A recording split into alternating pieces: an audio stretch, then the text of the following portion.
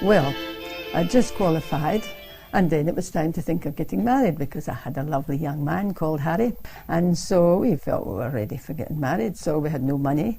So to help that, I would go and work at a place called Stonehouse Hospital, and that's in Lanarkshire. Again, it was a war hospital. It was just the huts they had, like they would have during the war. All male staff again, and a very good male orthopaedic surgeon. And the doctors there, the specialists, they would come from Glasgow Western Infirmary. So I kind of knew about the treatments and actually knew one of them. So that was quite a nice place to start, very homely place. And also they had a lot of TB, a lot of children there at the time in TB wards and outside. So that could go to 1955, treating TB and the effects.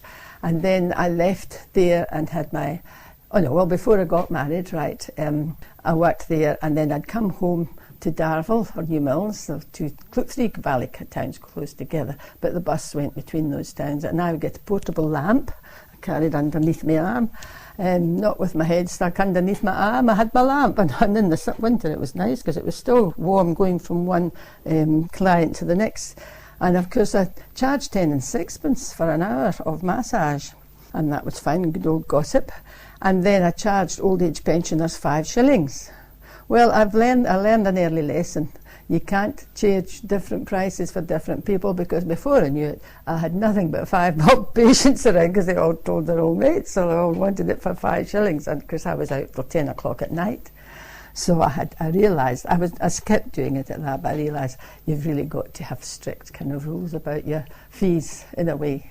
You can't charge one less than the other, and it's not fair. But that was good, and I learned a lot going into the houses and, meeting their families, and I began to think physiotherapy is more than just rubbing backs and whatnot. It's getting to know people and, listening to their problems, and I really felt myself I should have done more in psychology to kind of help them. But all along the line I've been more interested, I think, in people, not worried too much sometimes about the treatments. Listen to what they have to tell you and give them a chance to tell you. So that was good, and then I gathered enough money. Within a few months we got married in the September, and I qualified in the January, so 55. September we got married, and that was nice. And then we went to live in Straven, which was away from the district. That was in Lanarkshire, and that's where I worked at Stonehouse Hospital, which was an ex-army hospital. So that was an interesting place to go to with these people, and a lot of help from the staff, because they'd all been in the wars themselves except for the young man, and that applied to the hospital, to the ward staff as well. So I worked there, and then the first boy came along, Keith, was born in Hamilton in Lanarkshire, and funnily enough we came to New Zealand near Hamilton, but he was born in Hamilton. And then I went back to the hospital, because by this time I didn't do any private work for a little while until the boys were a bit older. Then I had another son, so then when they were getting a bit bigger I could start up in the house again.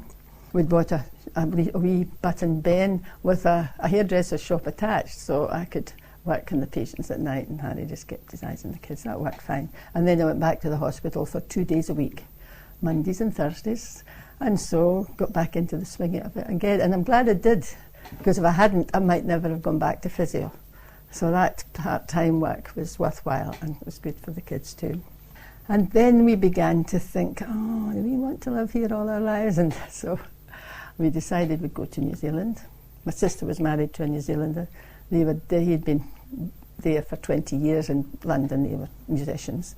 He was ready for back, and so we thought, well, we all went, and my mother and father too decided they would follow us. So that's how I got to New Zealand.